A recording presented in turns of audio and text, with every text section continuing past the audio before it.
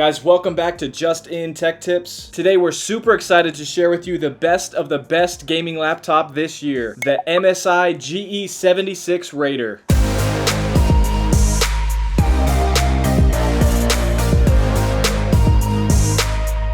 Is it better than that amazing Alienware X17 laptop that I reviewed last week? Yes and no. There's actually a few reasons that some of you may want to go for the X17 over this laptop. We're going to be doing several comparisons of this laptop versus the X17 in this video, but next week we're going to be doing a full side-by-side comparison of the GE76 versus the X17 so that you can be sure to make the best choice for you. Now, I've already created a fun unboxing of this super powerful machine, but in this video we're going to share with you the most crucial details that you're going to need to know before making such a large purchase like this. Is $3,000 too much for this machine? We're going to be revealing performance and gaming benchmarks for creatives. We're going to share our fan noise tests, design and build quality, a review of the internals, heat tests, battery tests, a review of the software, and near the end our overall take on this machine as we weigh the top pros and cons against each other. I've read through over 1,000 YouTube comments to make sure that I addressed every single unanswered question that you guys had. This is the 11th gen Intel i7-11800H 8-core processor with 4.6 GHz with turbo boost. We got the amazing RTX 3080 graphics card with 16 GB of GDDR6 video RAM, which was originally capable of 155 watts max graphics power, but with a VBIOS update, it's now capable of 165 max graphics power, which is now the exact same amount as the Alienware X17. Design and build quality. This whole laptop has a very nicely chiseled and masculine feel to it. I really love this accent of chiseled corners and these angular extrusions that are hugging the hinges. I'm not sure if that's a factor in the overall strength and longevity of the hinges, but it sure does feel that way as the hinges are extremely sturdy and smooth. This resulted in pretty minimal screen wobble, and with the lid being all metal and pretty thick, it also has very little screen flex. At least on the top it is. A little bit more flex in the middle of the bottom bezel though. The backside of the lid hosts the iconic MSI Dragon Shield logo embossed on the surface, with the surrounding area being made of a metallic gray matte finish that catches light in a very appealing way. The only thing that I'm not a fan of is the extra glossiness on these angular extrusions around the hinges. It just feels a little out of place and is kind of the only thing that makes it feel a little cheap and plasticky rather than metal. I know the stickers are removable, but the amount of stickers that you're greeted with upon opening the laptop for the first time doesn't really give you a great first impression. It just feels kind of cluttered and a little unprofessional, almost like they're trying way too hard to make you think they're awesome. The inside is made of a similar smooth metal material except matte black instead of matte gray. My absolute favorite part about the design, like most people, is this light bar on the front. Man, does it look gorgeous in person. It's not like normal LEDs, but more like a smoky fluid on the inside. And when turned off, the tinted glass just makes it look like a reflective black material, which also looks pretty nice. The only thing I think they could do with this is just to make it a little bit brighter. Same thing with the keyboard. The lighting effects were pretty neat, and you can do some pretty cool things in the software, which we'll show you in a bit, but it was also pretty dim compared to most of the other gaming laptops out there. At least its secondary keys light up though, unlike the Alienware X17. I really don't understand why some gaming laptops choose not to illuminate their secondary keys. So after weeks with this machine and the Alienware X17, I'd say that the butterflies that I got from both of these gorgeous machines lasted a little bit longer with the X17. Just a bit more stylish and clean in my opinion. As far as the keyboard goes, I like the overall layout, but I'm not a fan of this font or these lines on the spacebar. I've gotten a little spoiled with my full-size number pad on my Alienware M17, so this squeezed-in number pad on this machine felt a little uncomfortable for me, but it's still better than no number pad at all like the X17. I do like the keys on this chiclet-style keyboard. It feels better than average and has good travel distance, but it definitely doesn't compare to the awesome mechanical keyboard from the Alienware X17. If you need to have a really quiet keyboard though, you'll prefer the keyboard on this machine. This is what each of them sound like.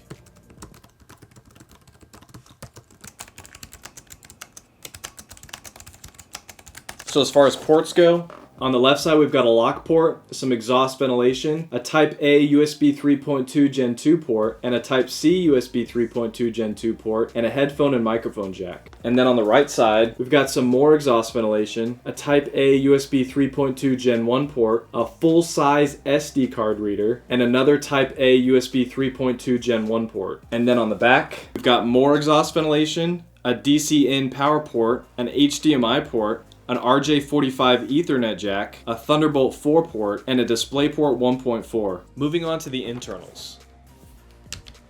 So you can see we've got a very nice and unique hexagon layout here with a little bit of staggered ventilation. These nubs right here are extra thick in order to create somewhat of a lift, a little bit of a gap to allow for more airflow. So you can see we've got a very clean setup here. We've got our 2 fans right here surrounded by a bunch of heat pipes. Our 2 upgradable RAM slots. We've got our Wi-Fi 6E card, 2 SSD drive slots, our speakers right here, and then at the bottom, our 99 watt-hour battery. It's pretty interesting that every single one of these pieces has a thermal pad on it, so I would hope that helps with heat dissipation. So how well did this massive battery actually perform? At 50% brightness in battery saver mode at 60 Hz refresh rate, we got 5.5 hours of HD streaming, 10 hours and 50 minutes of web surfing, and only 1 hour in gaming and performance mode. And as you can expect, the gaming experience was not that great in battery mode. Every single game was throttled to about 30 frames per second. And then it took about 2 hours and 15 minutes to recharge. So you can see the battery lasts a little bit longer on the GE76 than the X17. An hour more of HD streaming, and 2 hours more of web surfing. This amount of power produces a lot of heat, but how well did it get rid of that heat? Here are the CPU and GPU temperatures we got for each of these games at their highest preset settings. The X17 from last week was a bit cooler than this machine, so that'll most likely result in a longer lifespan. And due to popular request, we've also started testing thermals for Fortnite, GTA 5, and Minecraft.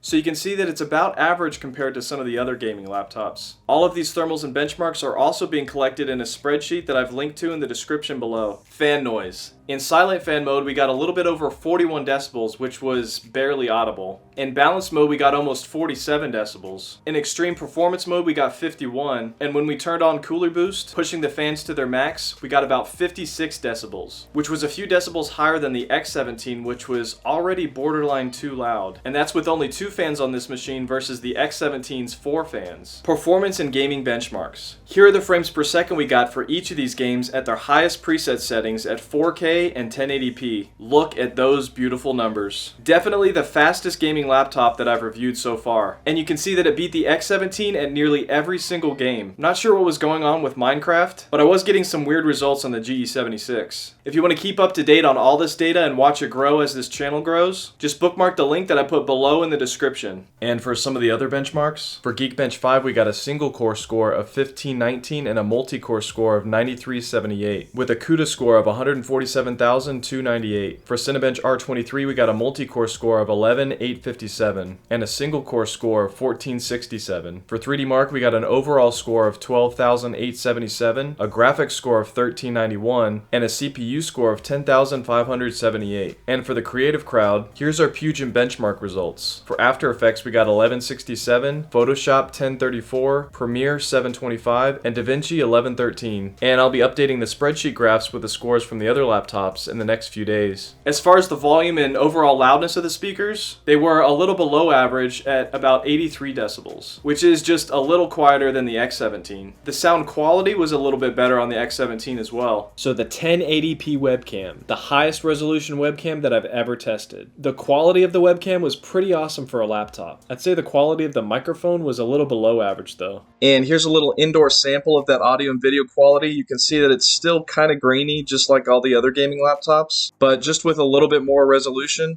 Webcams just don't look that great, but this is the best one on a gaming laptop that I've seen so far. Definitely good enough for high quality streaming with the right amount of light, especially if you just stream with your face in the bottom corner. And if you want to look extra good on those Zoom calls, this is probably as good as it's going to get.